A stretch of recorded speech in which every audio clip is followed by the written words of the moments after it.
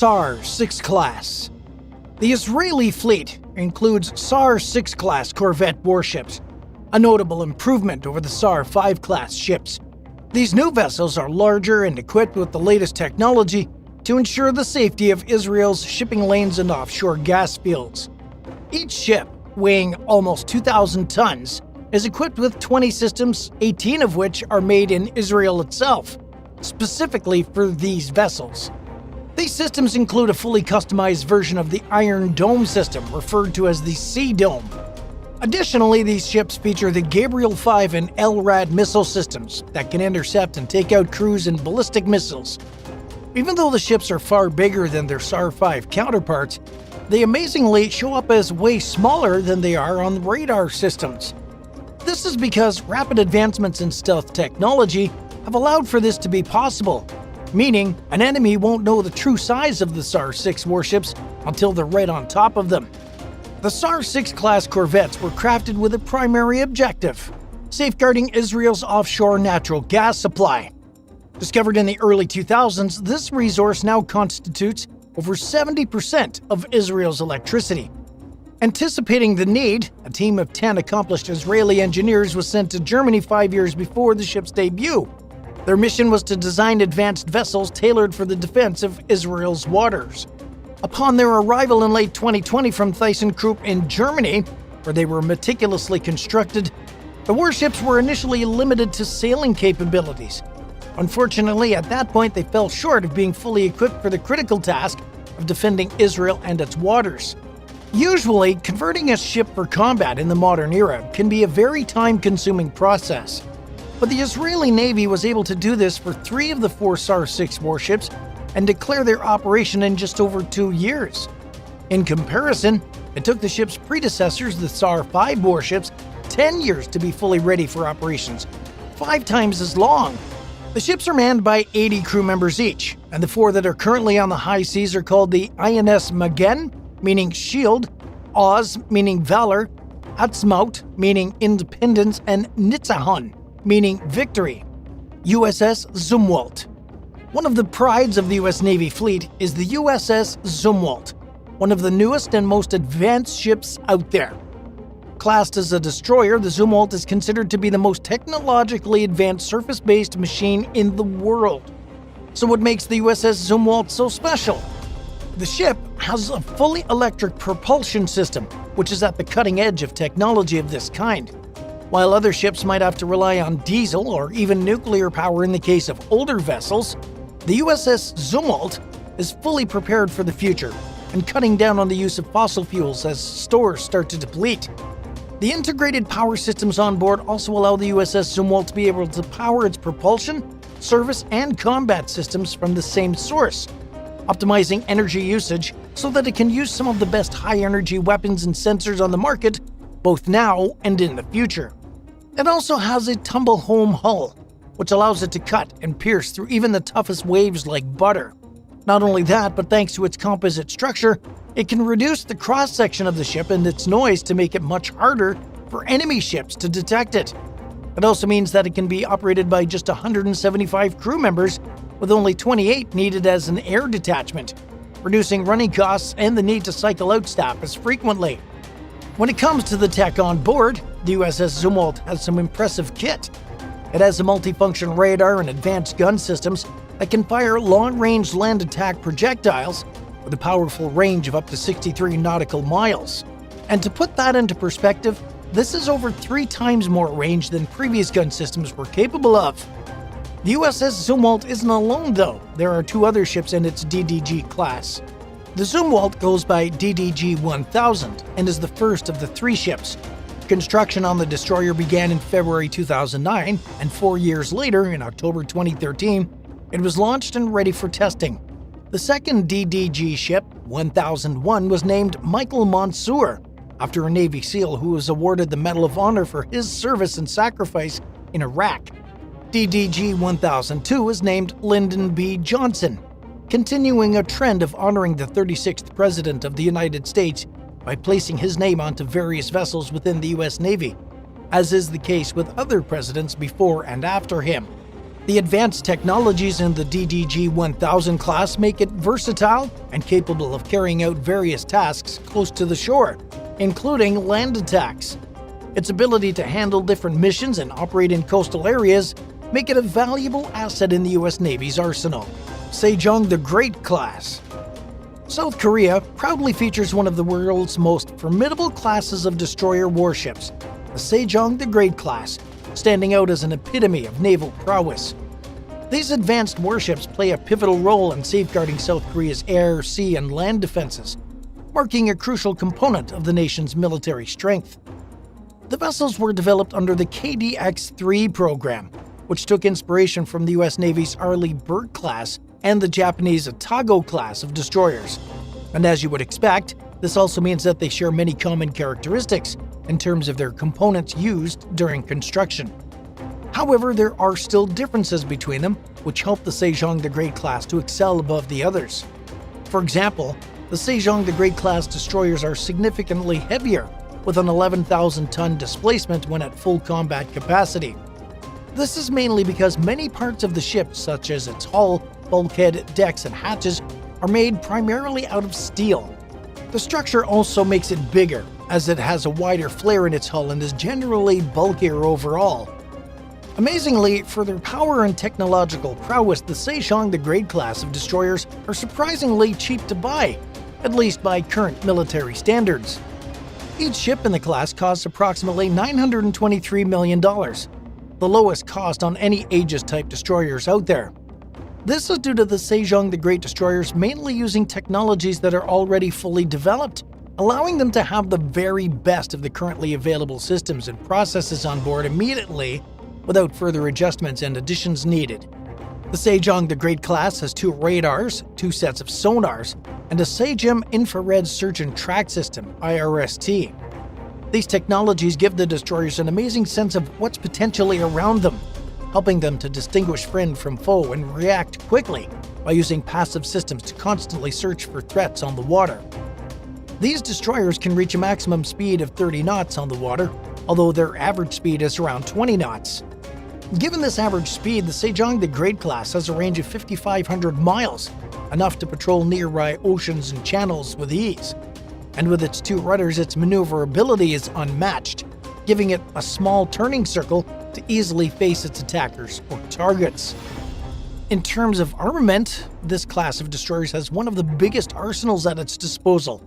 The missile system on the Sejong the Great class is extremely impressive. Besides the 21-cell ram launcher and the 16 Hyunmoo 3 anti-ship missiles, it can carry a whopping 128 missiles in 3 different launch cell pads. There's one in the front with 48 cells, one in the back with 32 cells, and another in the aft with 48 cells. This is a much bigger number of missiles compared to the 96 cells on board the Arleigh Burke class. The South Korean Navy doesn't just have one of these vessels, they have 3 of them. The first one is called DDG-991, Sejong the Great. The second one is DDG-992, Yulgok Yi-I, and the third, DDG-993, Soe Ryu Seongrong. All of them were named after high-ranking figures from the Joseon dynasty. And these 3 warships are expected to continue to prowl the seas until at least the mid to late 2030s. The USS Ted Stevens. One of the newest additions to the U.S. Navy's fleet is the USS Ted Stevens. Going under the hull number of DDG-128, it's a member of the Flight 3 Arleigh Burke class of destroyers. It's been fully kitted out with the very latest in technology available for naval warfare, including advanced software and radar, and the best offensive and defensive weapons arsenal, including those intended for anti-submarine combat.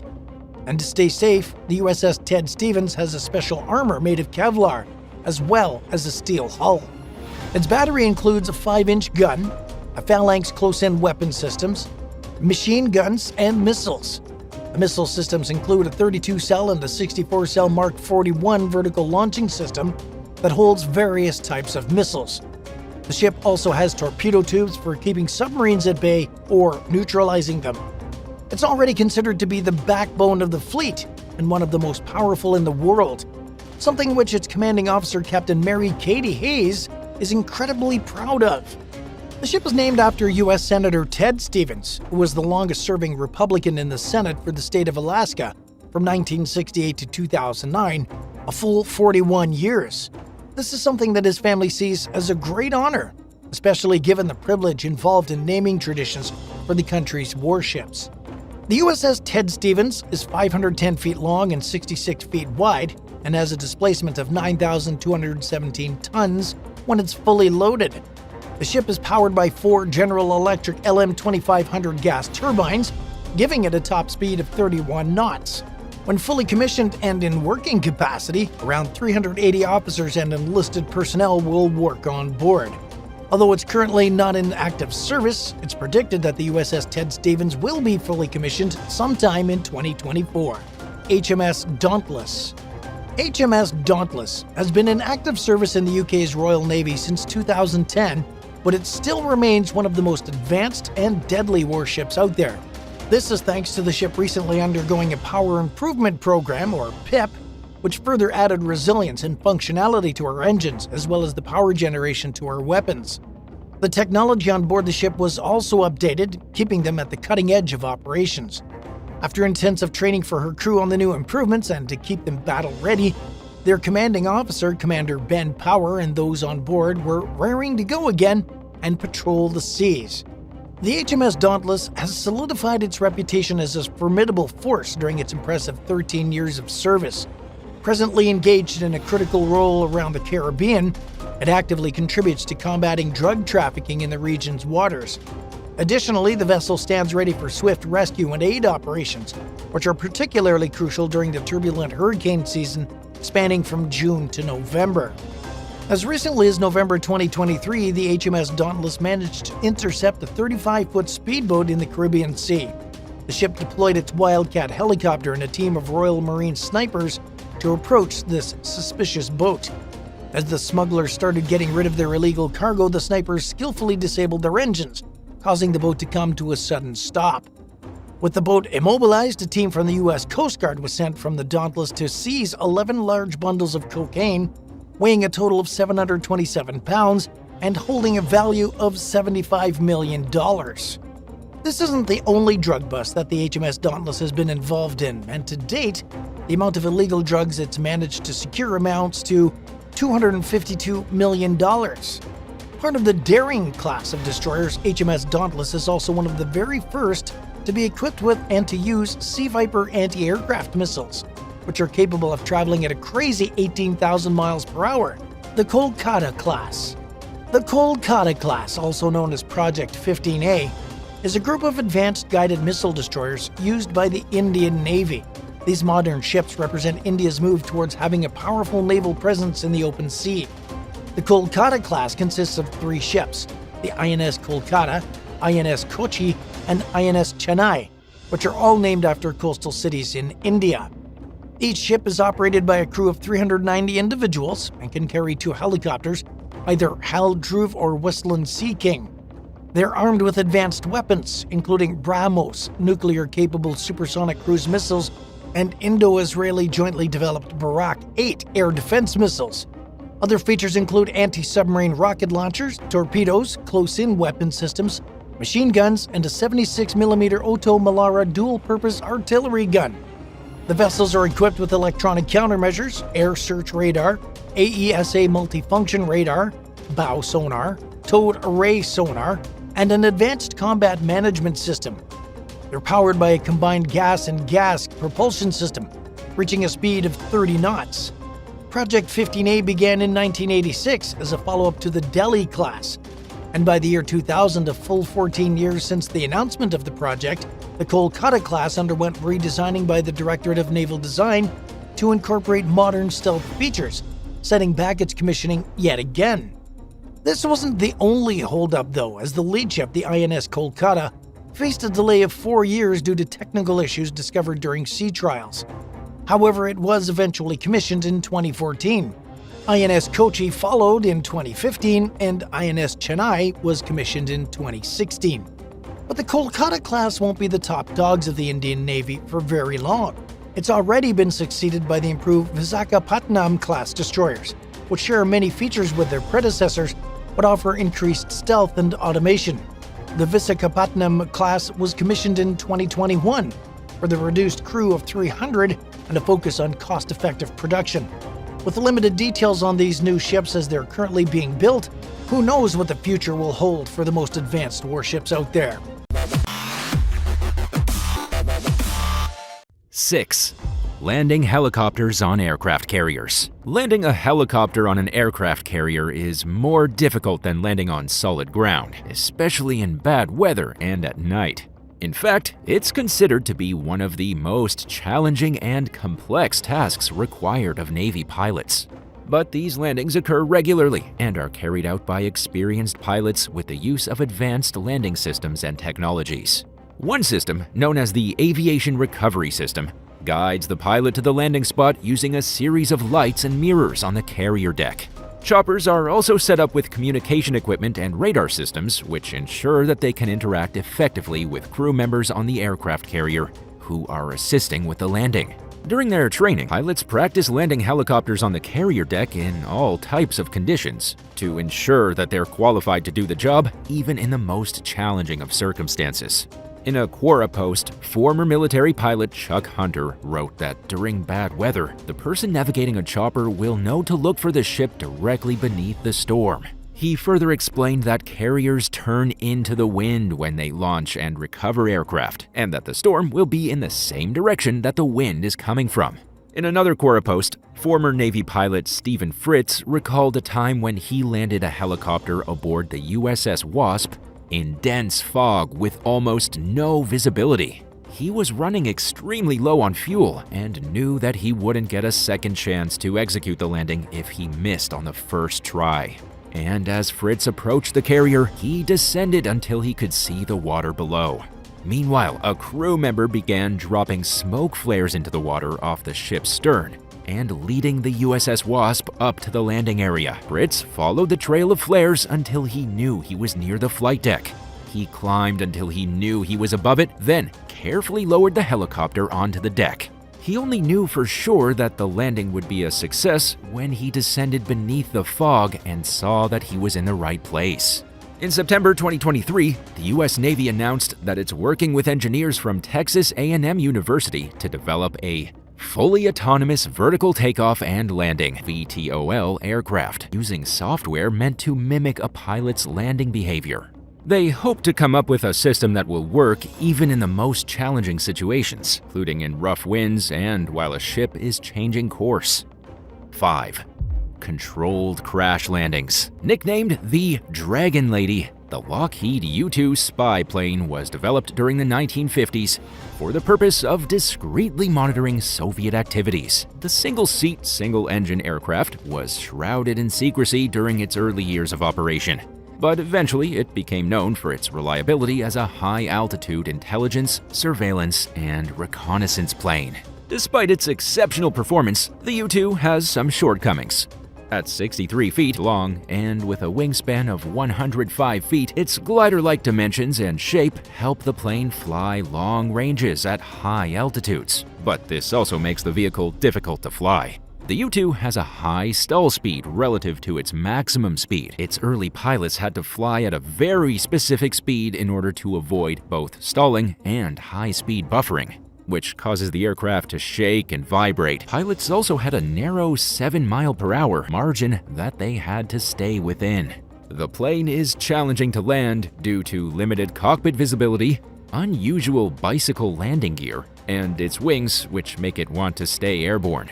And by the time a pilot reaches the end of a flight, they're usually rather tired, which only makes it more difficult to land.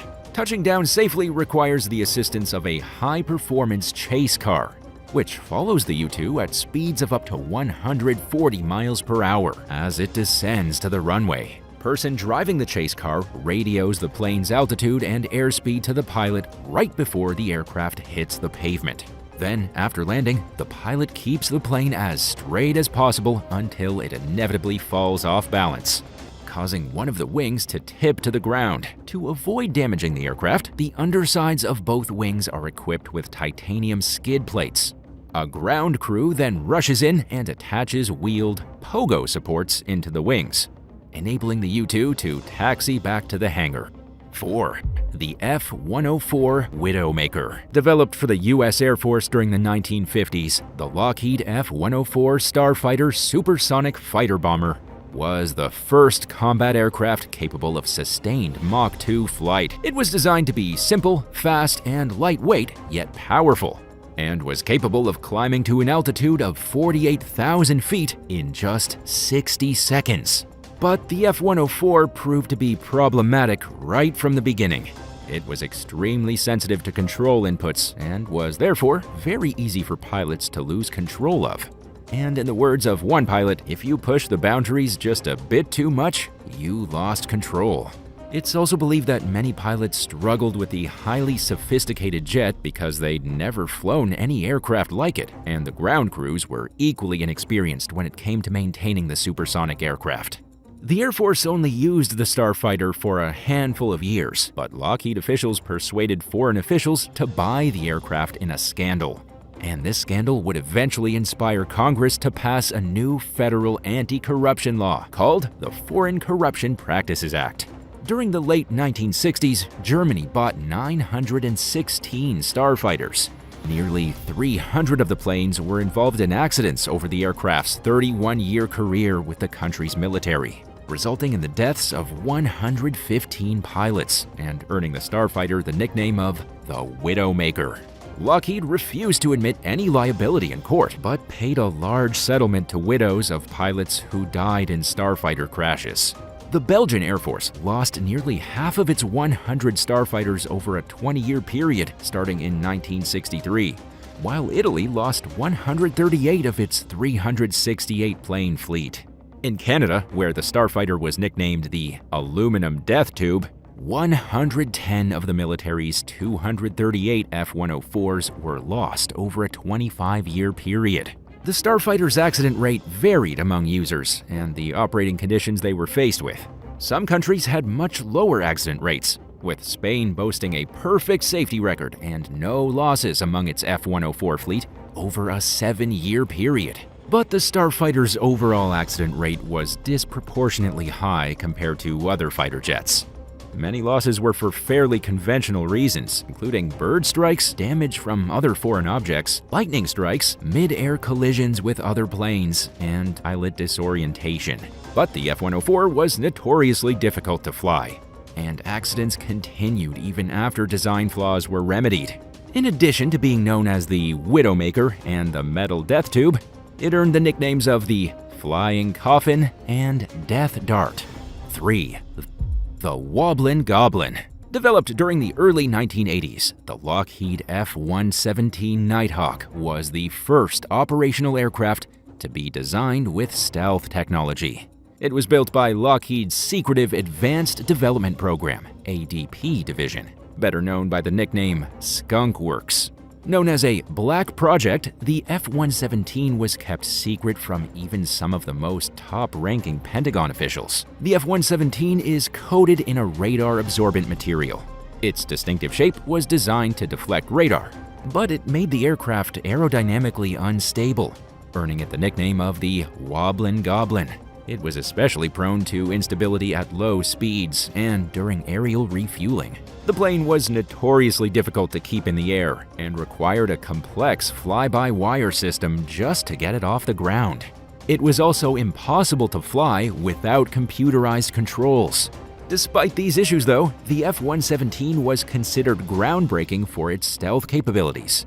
And in addition to having a sophisticated fly-by-wire system, it was equipped with advanced navigation and attack systems, as well as an automated planning system which could release weapons and perform virtually all the functions of an attack mission. The government went out of its way to prevent the public from discovering the aircraft. When an F-117 pilot fatally crashed in the Sequoia National Forest in 1986, authorities quickly guarded off the area and imposed a strict media blackout. The Air Force restricted the airspace above the wreck and had a helicopter circle overhead to ensure that nobody could even try to get close enough to know what was going on.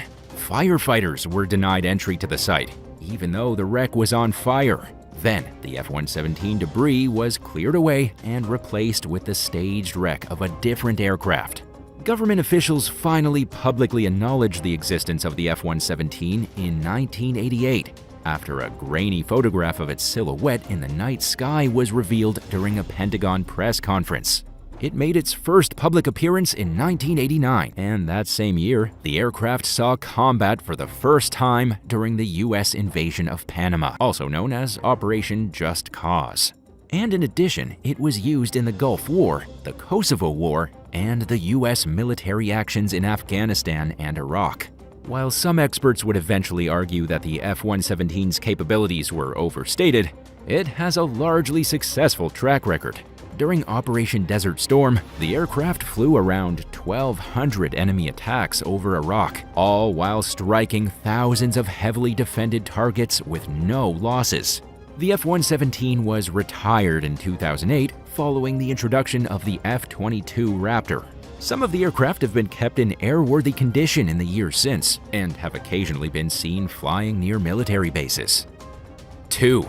Extreme multitasking in the Apache AH-64. The U.S. military uses some of the world's most advanced helicopters, and included among them is the Boeing AH-64 Apache attack helicopter, which was developed during the 1970s for the American Army. Designed to withstand hits from 23mm rounds, and with rotors that are capable of continuing to operate after sustaining enemy damage, this armored, flying tank is considered one of the deadliest fighting machines ever built. Most military aircraft are difficult to fly, and the AH-64 is no exception. In his memoir, Apache, former British Army Air Corps pilot Ed Macy wrote that the chopper requires immense talent and skill to fly, stating in his own words, flying an Apache almost always meant both hands and feet doing 4 different things at once. He also added, even our eyes had to learn how to work independently of each other. Macy described having to constantly look into a monocle using his right eye while dozens of instrument readings were projected into it. Additionally, unlike most military helicopters, the AH-64 can operate at sea, giving many of its pilots the added challenge of having to land it on an aircraft carrier. In 2020, the U.S. military announced that it was retiring hundreds of aging Apache AH-64 helicopters.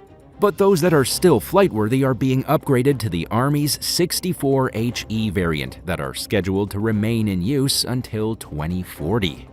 1. The F-22 Raptor, sophistication at a cost. The Lockheed Martin F-22 Raptor stealth fighter jet is one of the world's most sophisticated aircraft of its kind. But it's also one of the most complicated due to its advanced avionics and stealth capabilities. Developed for the U.S. Air Force during the late 1990s and early 2000s, the F-22 has been praised as setting the benchmark for its generation of combat aviation. In many ways, its advanced features make the pilot's job easier, but there are some major drawbacks to the F-22. For one, it's an expensive aircraft, coming at a price tag of $334 million each. Maintenance is both costly and labor-intensive, leaving roughly half the Air Force's 180-plane fleet grounded at any given time. Each pre-flight check takes hours and consists of a laundry list of tasks, including checking all of the plane's avionics and other systems, checking the LCD displays, tightening bolts, and checking panel installation. Additionally, there are 2 cockpit checks, and the final step is making sure the runway is free of foreign objects. While any pre-flight check is extensive, the F-22 reportedly takes it to a whole new level. The aircraft has a troubling history of pilots experiencing an unexplained loss of oxygen, causing them to fall unconscious and experience other hypoxia-like symptoms. In 2010, Air Force Captain Jeff Haney died during an F-22 training flight out of Alaska when his oxygen system shut down completely. Following a year-long investigation, the Air Force blamed Haney for his own death, claiming that distraction caused the fatal malfunction. Only the best pilots are allowed to fly the F-22 Raptor after outcompeting other skilled candidates for the role. So it didn't make much sense to think that Haney succumbed to distraction after undergoing the Air Force's rigorous testing requirements. The military's narrative about Haney's death was called into question when other pilots publicly came forward with similar stories of experiencing oxygen problems while flying the F-22. The Department of Defense reviewed the report and concluded that the Air Force lacked enough evidence to blame the tragedy on pilot error. Haney's sister, Jennifer, told MLive.com that she blamed the F-22 for the loss of her brother. She accused the Air Force of refusing to take responsibility because it would mean admitting that the F-22 had malfunctioned. In a statement to ABC News, the fallen pilot's widow, Anna, said that her husband's death showed that the F-22 wasn't ready to serve the United States. In 2012, the Pentagon announced that a faulty valve had been identified as the source of the problem. The government reassured the public that the issue had been resolved. And in 2020, the military announced that it was implementing further protections to ensure that the F-22 is safe to fly. Number 4. Hashima Island, Japan. Hashima Island can be found 9 miles out from Nagasaki in Japan. At one point, the island was the most densely populated place on Earth, but now it's abandoned, and it has its fair share of dark secrets in its history. The island is only 16 acres, and until the 19th century, Hashima Island wasn't really considered for human habitation. However, in the early 1800s, the discovery of coal under the island and in its surrounding waters eventually led to the perception of the island changing. The island was readily bought up in 1890 by the Mitsubishi Corporation as Japan tried to catch up with the rest of the developing world during the latter stages of the Industrial Revolution. The island was rapidly developed by the Mitsubishi Corporation, both to support this new mining operation as well as the workers and their families who moved to live there. At first, you may think that living on a remote island would be a hard pill to swallow, and you would be right. However, Mitsubishi did everything in their power to make moving to Hashima Island as enticing as possible. The accommodation provided was in the form of high-rise apartments, which, although small, offered the very latest technologies and comforts, including electrical appliances like TVs, air conditioning, fresh running water from the mainland, and many others. The workers and their families weren't without things to do on the island either, as there was a cinema, school, bathhouse, sports facilities, and even a hospital. Every piece of space was used, as children played in playgrounds on the rooftops surrounded by vegetable gardens and even Olympic-sized swimming pools. Residents of Hashima Island enjoyed an abundance of modern conveniences, and remarkably their entire monthly electricity bill amounted to just 1 yen, making these comforts exceptionally affordable. Word quickly spread to others how good life was on the island, and soon the island was full to the brim with inhabitants. At its peak, the island was populated by more than 5,000 people, which, when you consider that it only spanned across 16 acres, is a lot of people for such a small place. In fact, it made it the most densely populated place in the world at that time, and the poster child for Japan's industrialization and modernization efforts. However, at the advent of World War II, the image of a worker's paradise was soon shattered, as Japan went to war with its neighbors, China and Korea. Prisoners of war and civilians were shipped off to Hashima Island as forced laborers. The conditions for these workers were a lot different than those of their Japanese predecessors, and they certainly didn't enjoy the same luxuries. The conditions were brutal and inhumane, and anyone who refused to work would be ritually beaten and humiliated by the guards. It's no wonder that the prisoners and forced laborers kept on Hashima Island ended up giving it a new name, referring to the place as Jail Island or Hell Island. Over the war years, at least 2,000 people died working here, either through backbreaking work, unsafe living and working conditions, malnutrition, or sheer exhaustion. Some of them even tried to escape by swimming to freedom. However, this didn't work, and many of them either drowned trying to make it to shore, or were captured and brought back to be either heavily punished or killed. Others chose to take their own lives to get away from the daily torture and debasement. Throughout the mining operation at Hashima Island, over 15.7 million tons of coal were extracted from sources up to 3,280 feet below the ground. But by the 1970s, Hashima Island had started to outgrow its usefulness. The coal reserves were starting to run out, and the mining of it was far more expensive than the alternative of petroleum. One by one, the mines on the island started to close, and with them went the workers. By 1974, Hashima Island was fully abandoned, with no one left to inhabit the once state-of-the-art high-rises and community spaces. Instead, it was left to be reclaimed by the elements, falling into ruin for over 30 years. This was until 2009, when Japan put in a bid for Hashima Island to be recognized as a UNESCO World Heritage Site, thanks to its major contribution to the country's industrial development. However, this was a contentious move, as South Korea objected to the island being given this status, as there was no acknowledgement from Japan about their war crimes and the atrocities that had happened there against Korean and Chinese nationals. The argument went on for 6 years, until Japan finally agreed to admit to the mistreatment and forced labor that took place there. After this, the island was open to the public, allowing anyone to be able to tour the decaying ruins of what once was the pinnacle of Japanese industrial prowess, and also a place of great shame. What sort of emotions do you think you would experience if you visited Hashima Island? Let us know in the comments down below, and don't forget to hit that subscribe button while you're at it. Number 3. Roosevelt Island, New York. Roosevelt Island is now known as a local landmark of New York City, although many may not know about its dark past as a place of oppression and incarceration for some of the most needy and helpless in society. The city of New York purchased the island, which sits in the East River, in 1828, and 4 years later, a penitentiary was built there. Blackwell's Island, as it was known then, was the perfect place for a prison, making sure that those incarcerated there were far removed from the mainland and the rapidly developing city. But as time went on, Blackwell's Island became home to more than just criminals and seemed to turn into a dumping ground for anyone not fit for society at the time. Workhouses were opened on the island, essentially a form of forced labor for those who were too poor to be able to sustain themselves or who had declared bankruptcy. Almshouses for the most needy were also established by charitable patrons, and 3 different hospitals were also constructed on the island. One general hospital, a smallpox hospital to deal and contain contagious outbreaks of the disease, as well as another hospital for incurables. At the time, the term incurables referred to anyone with a condition that was considered unlikely to be cured.